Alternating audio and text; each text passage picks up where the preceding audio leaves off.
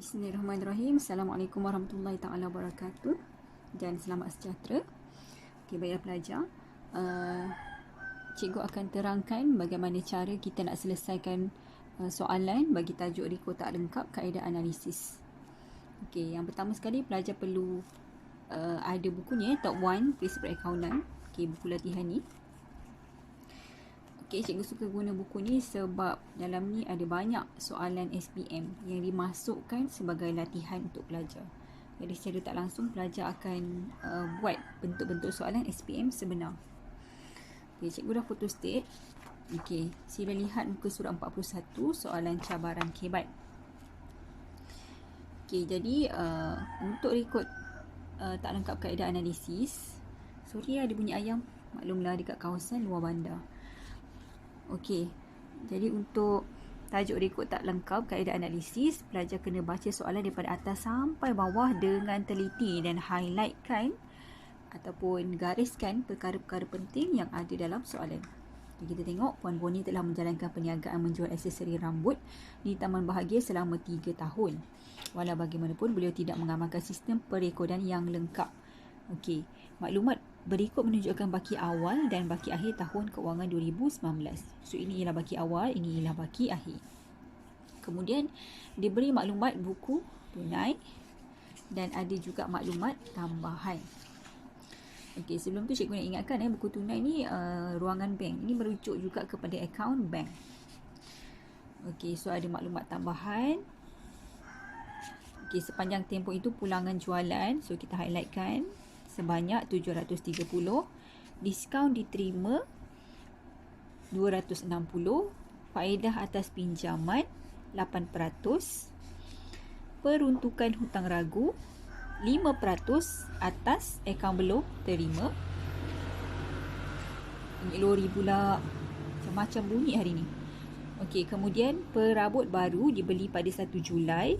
Okey, buka akaun tadi 1 Januari, tutup akaun 31 Disember. Kemudian dibagi tahu masa 1 Julai kita ada beli perabot baru. Kemudian untuk kira susut nilai 10% setahun atas kos. Okey, ini menggunakan kaedah garis lurus.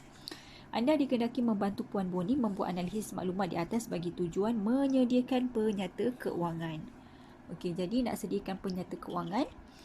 Okey, sebelum kita sediakan penyata keuangan yang terdiri daripada APOR dan juga PKK, okey, kita kena sediakan dulu akaun kawalan belum terima dan akaun kawalan belum bayar untuk mengira jualan kredit dan belian kredit.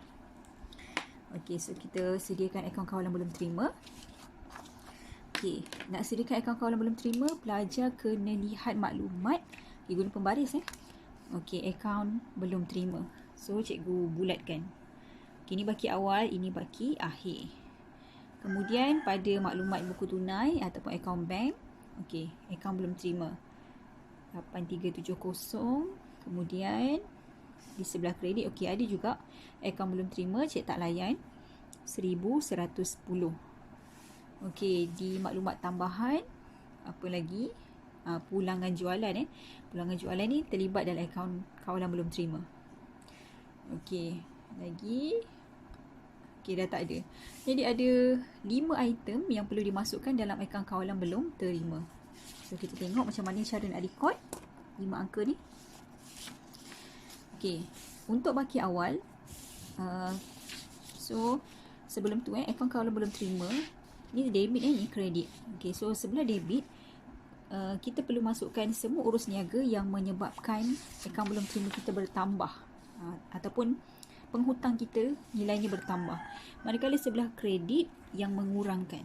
Okey, so apa yang menambahkan ABT kita? So contohnya ialah baki awal, kita jual secara hutang. Okey, ada angkutan masuk yang dikenakan. So itu semua yang akan menyebabkan ABT kita bertambah. Manakala yang mengurangkan, contohnya pelanggan kita bayar hutang, kita dia ada buat pulangan jualan, kita bagi diskaun kat dia. Okey, so itu yang akan mengurangkan hutang dia kepada kita.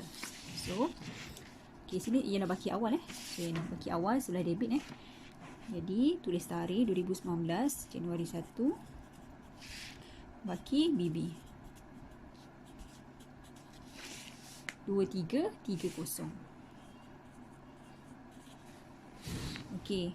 Tarikh 1 hari bulan ini untuk baki awal. Tarikh lain, untuk urus niaga lain, kita kena rekodkan tarikh 31 Disember. Okey, begitu juga di sebelah kredit. Disember 31. 1 Januari ni hanya untuk baki awal sahaja. Okey, kemudian untuk baki akhir, okey, baki awal sebelah debit, baki akhir kena rekod sebelah kredit. Saya rekod di bawah sikit sebab baki HB ni perlu direkodkan pada item terakhir dalam akaun. So 2,800. Kemudian kita lihat buku tunai. Okey, catatan kena kontra. Debit buku tunai dalam akaun kena kredit. Kredit buku tunai dalam akaun akan jadi debit. So, sebelah debit kita akan pindahkan ke sebelah kredit. Butir tulis bank sebab daripada buku tunai ruangan bank. So, 8370. Kemudian kita ada item cek tak layan. Okay, kita pindahkan sebelah debit. Butiran juga tulis bank.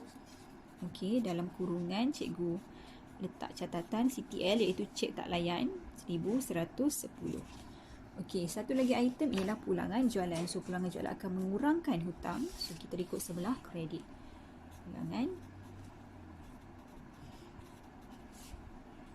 jualan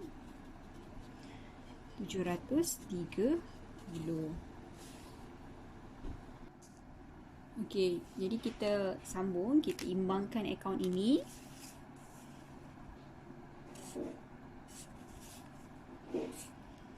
Okey, angka yang besar tolak angka yang kecil. So, kita dapat sebelah kredit besar 11,900. 11,900. Okey, tolak angka sebelah debit. Pelajar akan dapat 8460. Okey, nak tulis apa? Butir ini ialah jualan kredit yang perlu yang kita cari. Okey, KT ni ialah kredit. Tak tulis KT pun tak apa. Yang penting butir jualan tu tepat. Okey, kemudian kita nak kira jumlah jualan. Okey, jumlah jualan ialah jualan kredit campur dengan jualan tunai.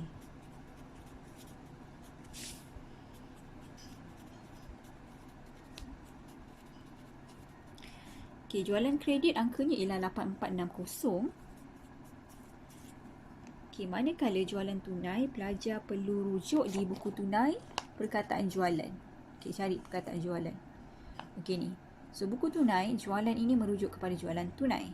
So, 9640. Maka kita akan dapat jumlah jualan sebanyak 18,100. Okey, jumlah jualan ni nanti kita akan masukkan dalam akaun perdagangan dan untung rugi. Okey, sekarang kita nak buat akaun kawalan belum bayar pula. So, kita cari maklumat dalam soalan. Okey. Kita lihat. Okey, akaun belum bayar. Okey, ni baki awal ialah cikgu tanda right pula Okey, 3950. Baki akhir 3670. Kemudian ni maklumat di buku tunai, perkataan akaun belum bayar. Okey, 6870. Okey, di maklumat tambahan. Okey, akaun belum bayar ni merujuk kepada pembekal Okey, so ini kita ada diskaun diterima. Jadi ada 1, 2, 3, ada 4 item, 4 angka yang perlu dimasukkan dalam akaun belum bayar.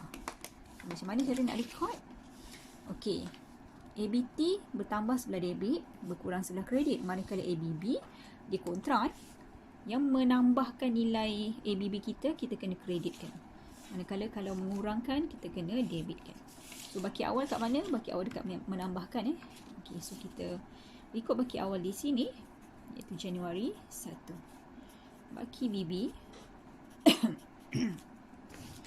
3950. Okey, tarikh seterusnya ialah Disember 31. Begitu juga di sini Disember 31. Okey, sorry pelajar, cikgu terlupa tadi. Baki HB pada akaun kawalan belum terima kena pindahkan di sebelah debit dia kena kontra. Okey, ni jangan lupa, selalu pelajar terlupa. Okey, ini pun tiba-tiba cikgu terlupa. Okey, so tarikhnya ialah 2020 Januari 1. Okey, so baki BB. 10,800. Okey, jangan lupa pindahkan sebab ini biasanya ada markah 1 off for both. Okey, maksudnya ada HB ada BB baru dapat satu markah. Isyarat dia.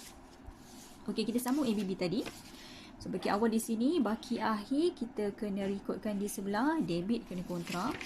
So, saya letak di bawah sikit baki HB. Iaitu 3670. Kemudian kita lihat buku tunai. Okey, akaun belum bayar. Okey ni, 6870. So, sebelah kredit, maka kontrakan jadi sebelah debit. Bank. Iaitu 6870. Dan kita ada diskaun diterima tadi maklumat 2 Roman. Okey, diskaun akan mengurangkan nilai permiutan kita. Okey, so rekod di sebelah debit. Diskaun. Okey, diskaun diterima. Iaitu 260. Kemudian kita imbangkan akaun ini. Okay, pelajar akan dapat angka 10,800. Okay, sebelah debit besar. Okay, so sebelah debit tolak sebelah kredit. Pelajar akan dapat 6850. Okay, ini ialah belian kredit. Okay, dalam kurungan KT. KT ni kredit. Okay, jangan lupa HB pindahkan ke bawah. Okay, tahun 2020, Januari 1, baki BB 3670. Okay, sekarang kita nak kira jumlah belian pula. Sama konsep macam jualan. Okay, belian kredit campur belian tunai.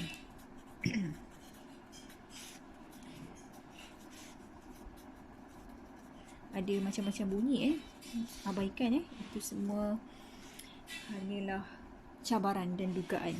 Okey, so belian kredit awak ialah 6850 campur belian tunai, rujuk di buku tunai, perkataan belian. Mana? Okey, cikgu jumpa dah. Belian kita 600 salah. Belian kita 3230. Okey ni 3230 ni ialah belian tunai. Okey, tengok pembaris. Okey, guna pembaris. Betul tak? Okey, betul. 3230. So campur 3230. Okey, cikgu nak ingatkan pelajar rajin-rajin guna pembaris Okey, supaya kita tak tersalah ambil angka. Alright. So bila kita campurkan, kita akan dapat jumlah belian kita ialah 10,080. So settle untuk bahagian 1. Nantikan bahagian 2.